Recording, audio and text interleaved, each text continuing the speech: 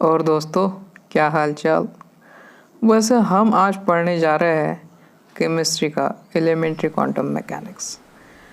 तो इसमें मोशन होता है उन चीज़ों का जो बहुत ही स्मॉल पार्टिकल होते हैं, जो हमें दिख भी नहीं पाते, जैसे कि वायरसेस, बैक्टीरिया, एटम्स और इलेक्ट्रॉन्स। इसके बाद इनको जो मोशन होता है या फिर स्मॉल टाइनी पार्टिकल्स का जो मोशन होता है उसे हम कहेंगे quantum mechanics. Quanta means small particle और मैकेनिक्स मीन्स मोशन। तो आज हम पढ़ेंगे क्वांटम मैकेनिक्स। स्मॉल पार्टिकल्स का जो मोशन होता है उसे क्वांटम मैकेनिक्स कहते हैं। एक साइंटिस्ट था जिसका नाम था प्लैंक्स। वो बड़ा ही खुश था, तो उन्होंने सोचा क्यों ना एक थ्योरी प्रोवाइड किया जाए जिसका नाम था प्लैंक्स क्वांटम थ्योरी।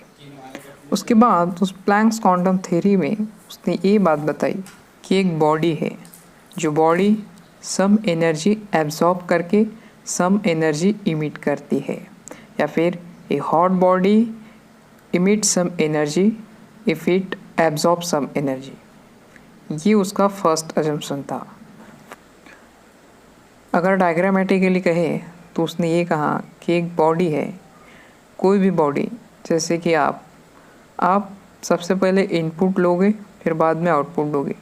जैसे कि सबसे पहले आप स्टडी करते हैं और फिर बाद में एग्ज़ाम देते हैं।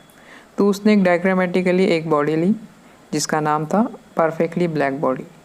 तो उसने कहा कि जब एनर्जी एब्सॉर्ब होगी और तभी एनर्जी इमिट होगी, तब इमिट होने के बाद जो पार्टिकल्स होंगे, अगर उसको हम ध्यान से देखेंगे तो बहुत ही छोटे छोटे होंगे, और उन छोटे छोटे पार्टिकल्स का मोशन जो होगा वो होगा क्वांटम मैकेनिक्स, क्योंकि वो डिसकंटिन्यू थे। बाद में उसने ये बताया कि अगर जो आने वाली एनर्जी है वो एनर्जी बनती है h इंटू नू से, जैसे हम प्लैंक्स कांस्टेंट और फ्रिक्वेंसी कहते हैं। तो जैसे जैसे फ्रिक्वेंसी बढ़ेगी वैसे वैसे ही एनर्जी बढ़ेगी। अगर एनर्जी बढ़ी तो फ्रिक्वेंसी बढ़ेगी, अगर एनर्जी घटेगी तो फ्रिक्वेंसी भी घटेगी। इसका मतलब एनर्जी और फ्रिक्वेंसी डायरेक्टली प्रोपोर्शनल है। अब प्रोपोर्शनलिटी कांस्टेंट चाहिए होता है इक्वलिटी लाने की। जब ये थ्योरी प्लैंक्स की है तो कांस्टेंट भी प्लैंक्स का होगा फ्रिक्वेंसी के साथ। तो उस प्लैंक्स की वैल्यू थी 6.626 इंटू 10⁻⁻34 जूल सेकेंड। ये इसका ESI यूनिट है। फिर बाद में एनर्जी की वैल्यू हो गई E which is equal to Planck's constant into nu. अब हमें पता है नू यानी फ्रिक्वेंसी की वैल्यू होती है speed of light divided by lambda, और ये वैल्यू हमने नू की जगह पुट कर दी, तो हमें मिला E equals to h into c by lambda.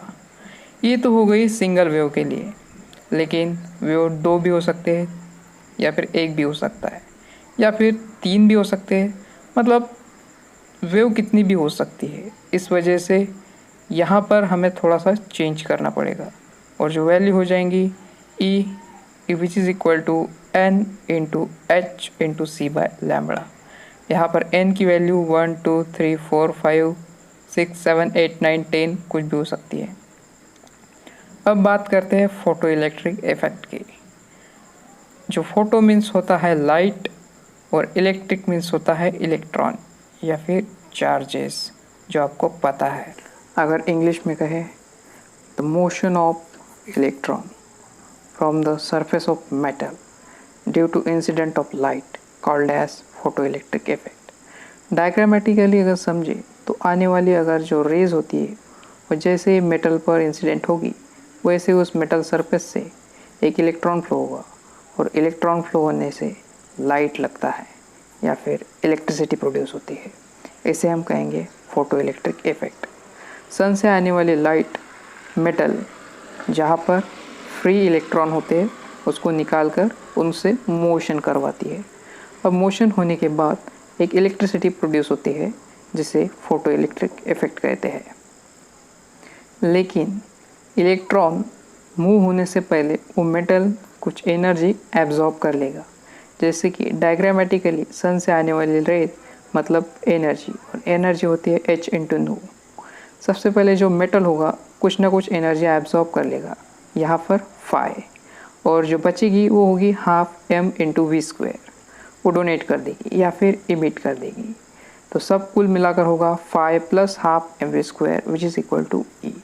तो ये होगा फोटो इलेक्ट्रिक इफेक्ट। और उसके बाद उसने कुछ अजम्पशन दिए जो हमें समझने में थोड़े बोर ज़रूर लगेंगे, लेकिन हमारे एग्ज़ाम पॉइंट ऑफ व्यू वो बहुत ही बढ़िया है।